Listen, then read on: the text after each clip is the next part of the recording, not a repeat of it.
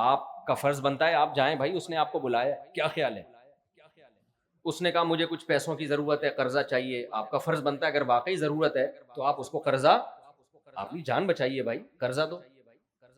اس نے کہا کہ بھائی ایسا ہے کہ مفتی صاحب سے کہہ کے میری دوسری شادی کرا دو، ایک مثال دے رہا ہوں میں، آپ کا فرض بنتا ہے کہ آپ، میں تو دوسری شادیاں نہیں کراتا، لیکن آپ کو اگر کوئی جاننے کوئی بیوہ ہے یا آرڈر پہ کوئی بیوہ بنانی پڑے، آپ کیا کرو گے؟ اس کی مدد کرو گے، بہت سارے کام جو آپ کے ذمہ لگا رہا ہے۔ لیکن کچھ لوگ کیا کرتے ہیں، شکر کے اعلیٰ درجے پر ہوتے ہیں، وہ ساری خدمات کریں گے، اس کو ساری سروسز دیں گے، کچھ آدھے کریں گے، کچھ آدھے نہیں کریں گے، یہ سب مختلف درجات ہیں۔ لیکن سب سے بدترین ناشکری پتہ ہے کیا ہے؟ سب سے بدترین، جس پہ وہ تل ملا جائے گا اور کہے گا کاش میں تجھے بچاتا نہیں، میں نے غلطی کی اپنی جان ہتھیلی پر رکھ کر تجھے بچایا، وہ ناشکری ہے کہ آپ مکر جائیں، آپ بولے تو نے میری جان بچائی ہے ہی نہیں، جبکہ آپ کو پتا ہے کہ اس نے بچائی ہے جان۔ آپ کیا تو نے میری جان بولو بچائی نہیں، جھوٹ بول دیں صاف اس کے سامنے کہ یہ تو میں خود بخود بچاؤں، میں میں اصل میں جب سمندر کی لہریں تھی اور ڈوب رہا تھا نا، تو ہوا یہ تھا کہ حسن اتفاق سے ایک لہر آئی، اس نے اٹھا کے مجھے اوپر پھینکا، اتفاق سے ایک فش آئی، اس نے اٹھا کے اسی دوران جمپ کر کے مجھے دوسری فش پہ پھینکا، دوسری فش نے تیسری فش پہ، وہ بیچ میں سمندر میں کہیں ڈوب رہا تھا، پھر تیسری نے چوتھی فش پہ، ایسے مچھلیوں کی کمر پہ جھولتا جھالتا میں کہاں پہنچ گیا؟ کنارے پر۔ بتاؤ اس بدترین تعویل پر اس بچانے والے کو کتنا غصہ آئے گا، کہے گا بھائی یہ کیسے ہو سکتا ہے بیچ سمندر سے تجھے کوئی ایسے بچا کے لے آئے، میں کشتی لے کر آیا تھا، میں نے سمندر میں ڈائیو لگائی تھی اور تجھے نکال کے لایا تھا، اور تو کہہ رہے ایسے مچھلیاں اٹھا اٹھا کے ایک دوسرے کے کندھوں پہ مجھے پھینکتی رہی اور باہر نکال دیا۔ غضبناک ہوگا کہ نہیں ہوگا؟ ناشکری کی اس سے بڑی کوئی مثال بولو نہیں ملتی۔ کافر کے بچے نے کیا کیا ہے؟ پشتوں میں کافر کو بولتے ہیں کافر کا بچہ، کافر کا بچہ ہے۔ تو یہ جو جب یہ زیادہ نہیں ڈیٹیل میں جاتا میں، جیسے الو کا پٹھا نا الو سے زیادہ قیمتی ہوتا ہے۔ ایک آدمی ایمپریس مارکیٹ گیا کہ یہ الو کتنے کا ہے، انہوں نے کہا 50,000 کا، اور الو کا بچہ تھا یہ کتنے کا؟ 1 لاکھ کا۔ تو کہا بچہ 1 لاکھ کا، پورا بڑا الو 50 کا، یہ کیوں؟ کہتے ہیں یہ جو بچہ ہے نا اس کی 2 خاصیتیں، الو بھی ہے اور الو کا پٹھا بھی ہے، یہ پٹھا بچے کو بولتے ہیں، اس میں 2 کوالٹیز جمع ہوئی ہیں۔ تو خدا کا انکار کر دیا۔ اللہ کہہ رہا ہے کہ تم اگر درختوں سے قلم بناؤ اور سمندروں سے میری تعریفیں لکھنا شروع کرو جو میں نے تم پر احسانات کیے، تم لکھتے لکھتے سمندروں کی سیاہی خشک اور قلم ختم ہو جائیں گے گھس کے، لیکن میری تعریفیں ختم نہیں ہوں گی۔ کافر نے کیا کہا؟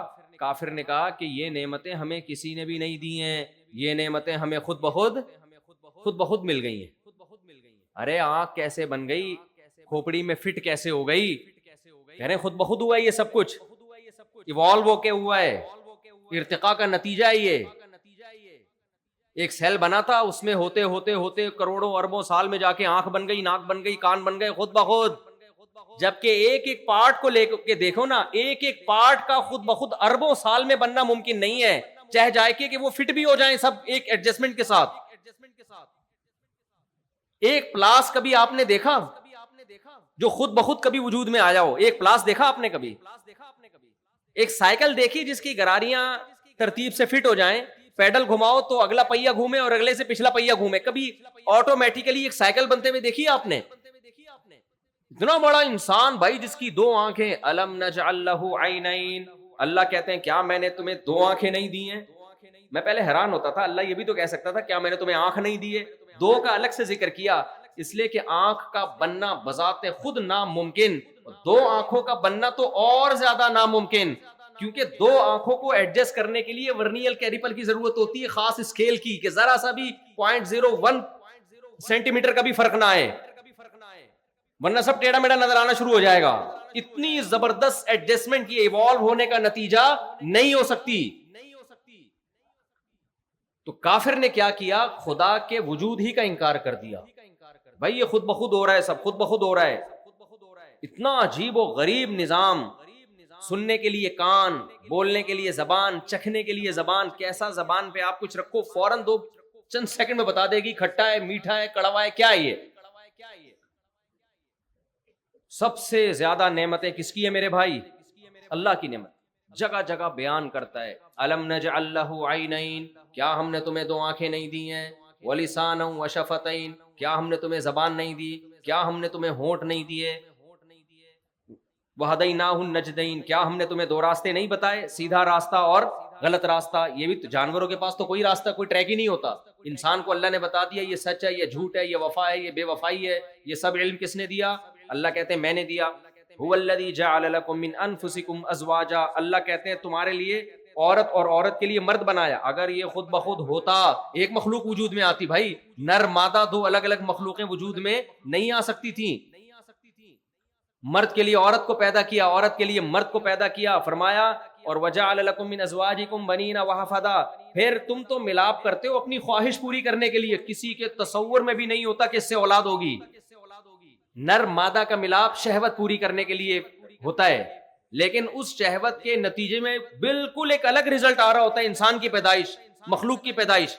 جانوروں میں نر مادہ کا جب ملاپ ہوتا ہے تو کیا جانوروں کو پتا ہوتا ہے اس کے نتیجے میں بچہ پیدا ہوگا؟ تو بھائی یہ بھی حسن اتفاق ہے کہ وہ اپنی خواہش پوری کر رہے ہیں اور فطرت اس خواہش کے ذریعے نسل کو بڑھا رہی ہے. بالکل دو الگ الگ چیزیں ہیں، یہ کوئی جوڑ ہی نہیں ہے آپس میں. حضرت مولانا شرف علی تھانوی رحمہ اللہ نے فرمایا کہ یہ جو کہتے ہیں نا کہ یہ کائنات خود بخود بنی ہے اور یہ ایک پروسیس ہے جس کے تحت انسان وجود میں آتا ہے، فرمایا یہ تو ہم اس لیے مان لیتے ہیں انسان کا بننے کا عمل اپنی آنکھوں سے دیکھ رہے ہیں. فرمایا اگر کوئی جنگل میں پیدا ہو نا، اس نے دیکھا نا وہ انسان کیسے بنتا ہے، کیسے پیدا ہوتا ہے، اور وہ بڑا ہو جائے اور پھر کوئی اس کو جا کے بتائے کہ تیری پیدائش ایسے ہوئی ہے، وہ کہے گا امپاسبل، ایسے انسان کا پیدا ہونا ممکن ہے ہی نہیں. بلکہ وہ وہی نظریہ ارتقا پیش کرے گا کہ میں کوئی ایوالو ہو کے کروڑوں خربوں سال میں ایسا ہو کے آیا ہوں. میں وہ کبھی بھی نہیں کہے گا کہ 9 مہینے کے اندر ایک پانی کے قطرے میں جو ماں کے رحم میں گیا، اس پانی کے قطرے میں دل بنا، دماغ بنا، جگر بنا، پھیپھڑے بنے، اور یہ ساری چیزیں بن کے صرف 9 مہینے کے عرصے میں. میں تو بار بار ایک بات کو ریپیٹ کرتا ہوں، ماں روٹی کھاتی ہے اس سے بچے کا دل بنتا ہے، ماں روٹی کھاتی ہے اس سے بچے کی آنکھیں بنتی ہیں، ماں روٹی کھاتی ہے اسی روٹی سے بچے کی ناک بنتی ہے. آج کل تو برگر کھاتی ہیں، خیر اللہ کی قدرت ہے کہ جو روٹی اور پراٹھے سے بچہ بنا سکتا ہے وہ برگر سے بھی بچہ بنا دیتا ہے، لیکن پھر برگر جیسا ہی ہوتا ہے بچہ بھی. جو میٹیریل یوز ہوگا بھائی آگے پروڈکٹ بھی کیا ہوگی، وہی ہوگی نا. بچے بھی برگر جیسے اس لیے آ رہے ہیں، لیکن بہرحال اللہ کی قدرت، دودھ پی رہی ہے، گوشت کھا رہی ہے، سب چیزوں سے کیا بن رہا ہے؟ آنکھ، ناک، کان، دل، دماغ، جگر، سب چیزیں بن رہی ہیں کروڑوں اربوں سال میں نہیں. نا نا نا بکواس مت کرو، جھوٹ مت بولو ہم کروڑوں سال میں ایوالو ہوئے ہیں. ہم صرف 9 مہینے میں بن کے مارکیٹ میں آئے ہیں. 9 مہینے میں خدا نے دکھایا ہے. پھر کیوں جھوٹ بولتے ہو کہ کروڑوں سال میں ہم ایوالو ہوئے ہیں، بندر سے بنے ہم؟ کیوں جھوٹ بولتے ہو؟ اور یہ کوئی سائنس سے ثابت شدہ حقیقت نہیں ہے. لوگ ایک گڑبڑ پتہ ہے کیا کرتے ہیں، کہتے ہیں اسلام اور سائنس یہاں آپس میں ٹکرا رہے ہیں. جھوٹ بولتے ہیں. سائنس سے ٹکرا رہی ہے یہاں پہ، اسلام نہیں ٹکرا رہا سائنس سے. اسلام تو کہتا ہے بے وقوفوں والی باتیں مت کیا کرو. اور جو سمجھدار سائنسدان ہیں وہ بھی اس نظریے کے خلاف ہیں، بولتے ہیں یہ پاسبل نہیں ہے بھائی، ایسے یوں کر کے دھماکے سے خود بخود سب کچھ ڈھین کر کے یہ سارا نظام بن گیا. اور پھر یہ انسان جو دھماکہ ہوا ہے، میں نہیں اس کا انکار نہیں کرتا، لیکن وہ کیا گیا دھماکہ، خود بخود نہیں ہوا. ایک دھماکہ ہوتا ہے بیٹھے بیٹھے دھجن دھماکہ ہوا، پٹ پٹا کے سب ختم. ایک دھماکہ ہوتا ہے بھائی بگ بینگ والا دھماکہ، جس میں پورا نظام کائنات وجود میں آ گیا، جس میں زمین سورج سے اتنی دور چلی گئی کہ اس کے مدار میں گھومنا شروع کر دیا، 23 ڈگری جھک گئی، جس سے موسم بننا شروع ہو گئے، بارشیں ہونا شروع ہو گئی، اور زندگی پیدا ہوئی اس میں. اور زندگی میں ایسا کہ بھائی سبحان اللہ، ایسی خاندانی قسم کی حیات، دیکھنے کے لیے آنکھیں ہیں، سننے کے لیے کان، بولنے کے لیے زبان، اور ایسا جو نر اور مادہ، اور پھولوں میں بھی نر اور مادہ. تتلیاں خدمت کر رہی ہیں پھولوں میں، نر مادہ پھولوں کو ملا رہی ہیں جس سے پھل پیدا ہو رہا ہے. یہ حسن اتفاق نہیں ہو سکتا. تتلی کے تو فرشتوں کو بھی خبر نہیں ہوتی کہ ہم سے قدرت یہ کام لے رہی ہے. پوری مخلوق آپس میں اس کا لنک ہے، اتنا خاندانی لنک، جس خدا نے اس کو جوڑ دیا، یہ لنک آٹومیٹیکلی نہیں بن سکتا. دیمک کا آپ مطالعہ کرو، صرف دیمک پہ جو کتابیں لکھی ہیں نا، دیمک کیسے مل جل کے گھر بناتے ہیں. یہ دیمک چیونٹیوں کو قطار میں ڈالنا کس نے سکھایا ہے؟ چیونٹیاں قطار میں چلتی ہیں، ایسا نظام ہے. چیونٹیوں پر کتابیں لکھی گئی ہیں بھائی. یہ سب کیا ایوالو؟ مچھر کو دیکھ لو، مچھر کو اتنی سی کھوپڑی میں 100 آنکھیں ہیں، 100 آنکھیں. یہ ایوالو ہونے کا اور یہ حسن اتفاق کا نتیجہ بولو نہیں ہو سکتا. یہ ایسا نہیں ہو سکتا خود بخود. پورا سرنج لے کے بیٹھا ہوتا ہے, بیٹھی ہوتی ہے, بلکہ کیونکہ مچھریا خون چوستی ہے, مچھر کبھی بھی خون نہیں. کیا معاذ اللہ اللہ یہ چاہتا ہے کہ دنیا میں فساد رہے, دنیا میں امن قائم نہ ہو, لوگ بھوک میں مبتلا ہوں, لوگ مسائل کا شکار ہوں. تو اللہ کو ان سب چیزوں سے کیا ملتا ہے بھائی؟ انسانوں کو پریشانیوں میں ڈال کے اللہ کو کیا فائدہ ہو رہا ہے؟ کیا والدین چاہتے ہیں کہ ان کی اولاد پریشانیوں میں رہے؟ لیکن حدیث میں تو آتا ہے بھائی اللہ کو اپنی مخلوق سے محبت ماں سے 70 گنا زیادہ ہے. تو پھر اللہ تعالیٰ کیوں انسان کو پریشانیوں میں بھی ڈالتے ہیں؟ وَلَنَبْلُوَنَّكُمْ بِشَيْءٍ مِّنَ الْخَوْفِ وَالْجُوعِ, خوف میں ڈالیں گے, بھوک میں ڈالیں گے. وَنَقْصٍ مِّنَ الْأَمْوَالِ, مال کا نقصان بھی ہوگا. وَالْأَنفُسِ, جانوں کا نقصان بھی ہوگا. وَالثَّمَرَاتِ, پیداوار کا نقصان بھی ہوگا. سارے ہی نقصانات اللہ نے ذکر کر دیے. تو اتنے سارے نقصانات میں ڈالنے سے اللہ چاہتے کیا ہیں؟ اللہ بتاتے ہیں, میں بتاتا ہوں کیا چاہتا ہوں. میں نے دنیا کو دارالامتحان بنایا ہے. دنیا عیش کی جگہ نہیں ہے, مزے کی جگہ نہیں ہے. یہاں مزے ملیں گے تمہیں لیکن یہ جگہ مزوں کی نہیں ہے. یہاں پیٹ بھرے گا تمہارا لیکن یہ جگہ پیٹ بھرنے کی نہیں ہے. یہاں دولت ملے گی تمہیں لیکن یہ جگہ دولت کمانے کی نہیں ہے. یہاں تمہیں صحت ملے گی لیکن یہ جگہ صحت کمانے کی نہیں ہے. یہاں تم شادیاں کرو گے لیکن یہ جگہ شادیاں کرنے کی نہیں ہے. تم لائف کو انجوائے بھی کرو گے لیکن یہ انجوائمنٹ کی جگہ نہیں ہے. پھر کس کی جگہ ہے اللہ؟ یہ تو نے بنائی کیوں ہے؟ کافر کہتا ہے ایسا ہی بنا دی اللہ نے, کوئی وجہ نہیں ہے. کچھ کافر کہتے ہیں بنائی کہاں, بن گئی خود بخود. خود بخود ہمارا دماغ بن گیا, خود بخود ہماری آنکھیں بن گئیں, خود بخود ہماری ناک بن گئی, خود بخود ہم سب بن گئے اور چل پھر رہے ہیں. آٹومیٹیکلی یہ سب کچھ ہو رہا ہے. ہو نہیں سکتا بھائی, آٹومیٹک مشین بھی بنائی جاتی ہے, بنتی نہیں ہے. مینول سے زیادہ تو آٹومیٹک مشکل ہے. پہلے مینول مشینیں ایجاد ہوئی ہیں, آٹومیٹک بعد میں, ان پہ زیادہ محنت ہوئی ہے. تو آٹو پہ بھی سیٹ ہونے میں ٹائم لگتا ہے. پہلے کوئی آپ کو ایک ٹریک پہ چلاتا ہے پھر آپ آٹو ہو جاتے ہیں. جیسے کچھ لوگ دوسری شادی کرتے ہیں, پھر تیسری کرتے ہیں, پھر وہ آٹو پہ سیٹ ہو جاتے ہیں, کرتے ہی رہتے ہیں. ان کو روکنا پڑتا ہے بس کرو.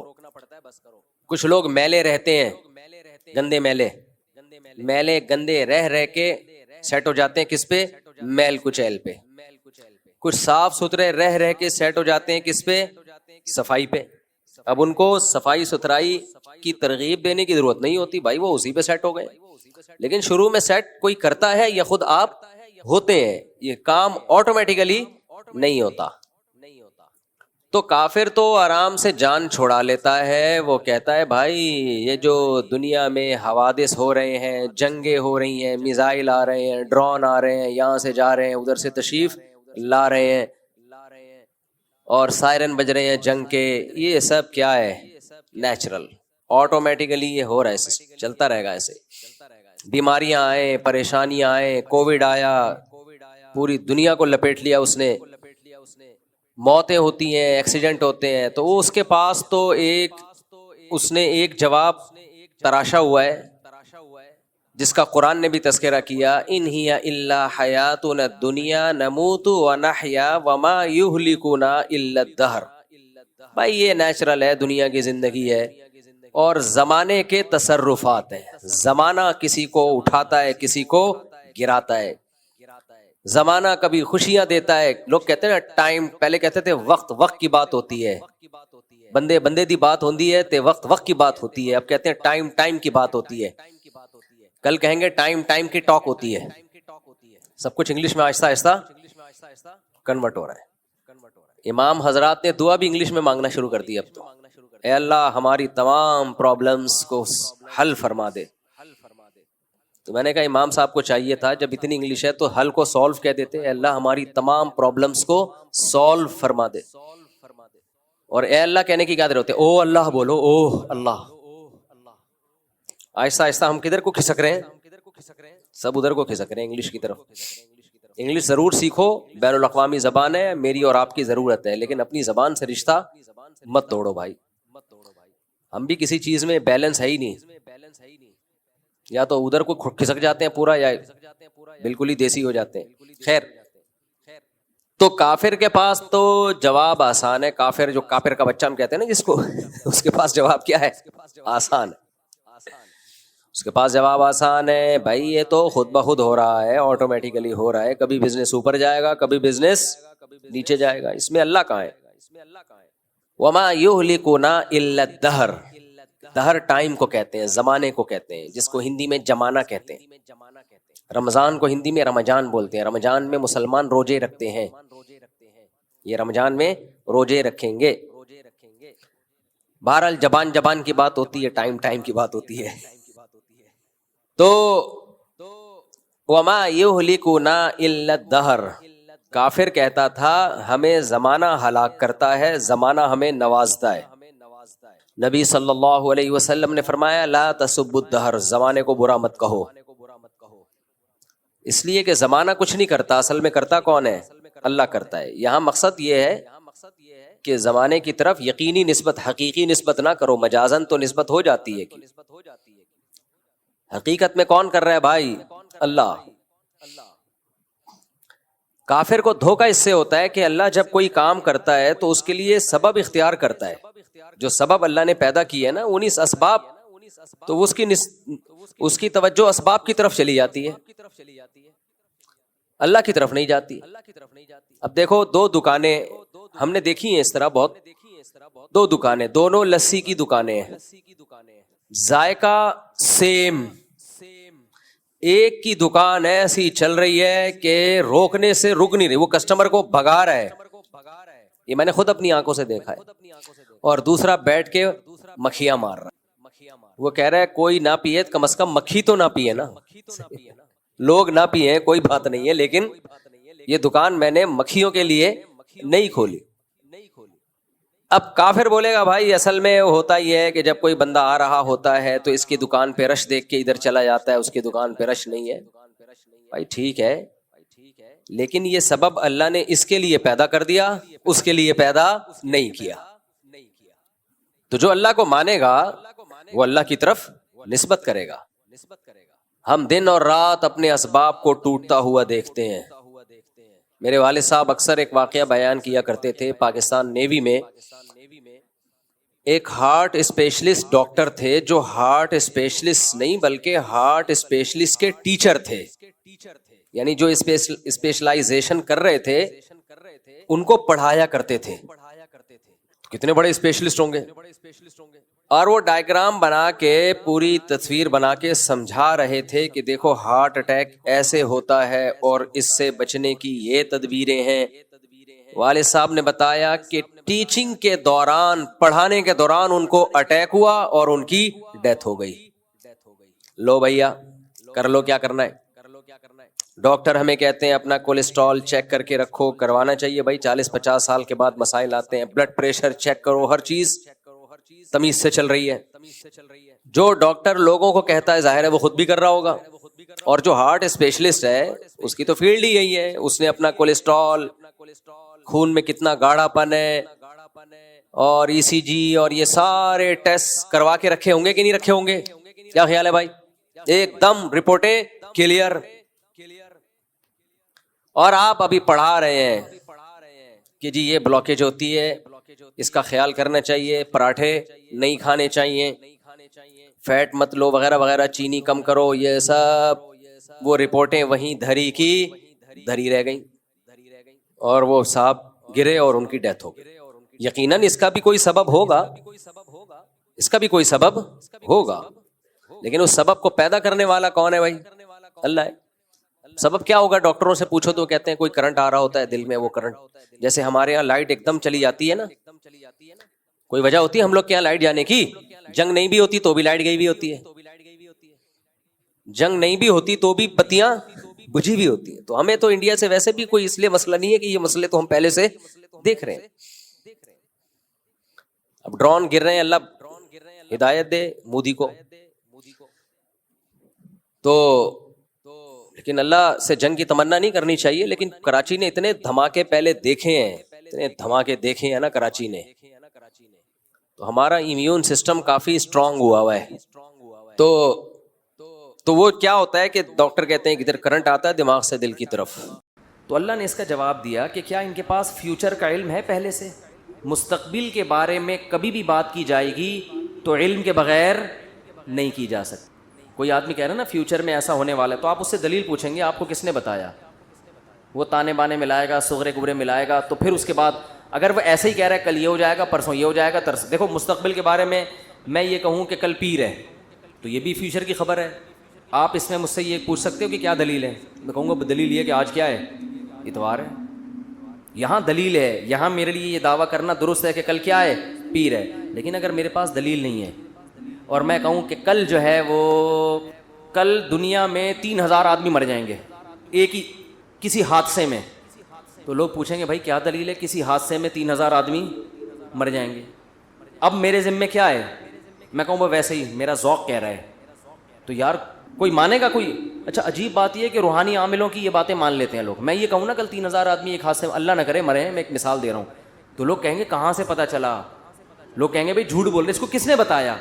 یا تو قاتلوں سے تعلقات ہیں جس نے مارنے کا ارادہ کیا ہے، ایسا بھی نہیں ہے تو یہ ہوائی بات ہوگی.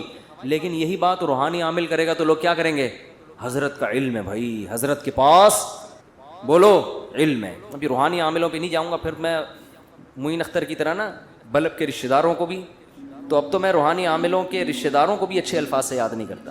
رشتہ داروں سے مراد وہی جو بلب کے رشتہ دار تھے.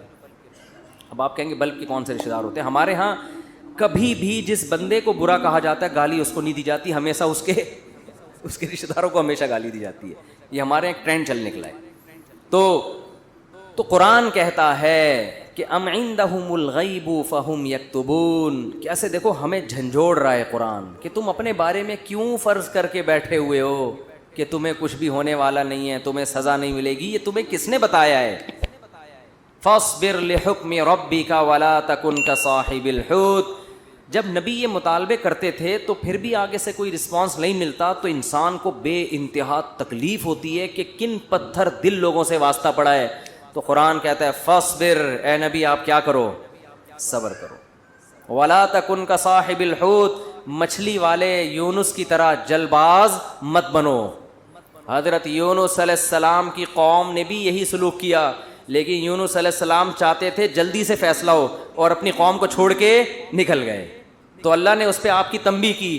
تو آپ بھی اے نبی جل بازی مت کریں. تو یہ نبی کے ذریعے سے ہمیں بھی بتایا جا رہا ہے کہ آپ حق کی دعوت دیتے رہیں اور یہ نہ دیکھیں کہ یہ جو اللہ کے نافرمان لوگ ہیں، جو حق کو نہیں ماننے والے لوگ، وہ پھر بھی پھل پھول رہے ہیں. اس ٹینشن میں مت آؤ، کیونکہ اللہ انصاف کرتا ہے مگر اس میں دیر ہوتی ہے، اندھیر نہیں ہوتی. وہ لے گا انتقام، ان کو اپنے حال پہ چھوڑ دو. یہ اللہ کی حکمت اسی کا تقاضا کرتی ہے، چھوڑ دیا جائے اپنے حال پہ. آج جو اہل حق ہے نا ان کو بہت تکلیف ہوتی ہے کہ جب یہ ہم صحیح بات کر رہے ہیں لیکن آگے جواب جو مل رہا ہے وہ کیا مل رہا ہے؟ الٹا، کوئی مان کے نہیں دے رہا. تو اللہ فرماتے ہیں وَلَا تَكُنْ كَصَاحِبِ الْحُوتِ إِذْ نَادَىٰ وَهُوَ مَكْظُومٌ. یونس علیہ السلام نے جل بازی کی اور بالآخر اللہ کی طرف سے ان کو دنیا میں تنبیہ ہوئی ہے، سزا ملی ہے. اور وہ سزا کیا ملی؟ اذ نادا وہو مکظوم.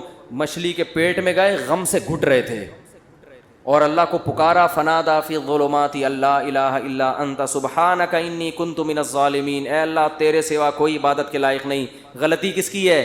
میری غلطی ہے، میں نے اپنی جان پہ ظلم کیا. تو اللہ نے کیا کیا؟ مچھلی کے پیٹ سے نکال لیا. دیکھو یونس علیہ السلام نے اللہ کے حکم پہ کتنا عرصہ تبلیغ کی، قوم نے نالائقی کی پھر بھی نہیں مانے. سزا بجائے قوم کو ملنے کے کس کو مل رہی ہے؟ بولتے کیوں نہیں؟ الٹا حضرت یونس علیہ السلام کو مل رہی ہے سزا. تو اب آپ بتاؤ کیسا پیغمبروں کا صبر کا پیمانہ ہے.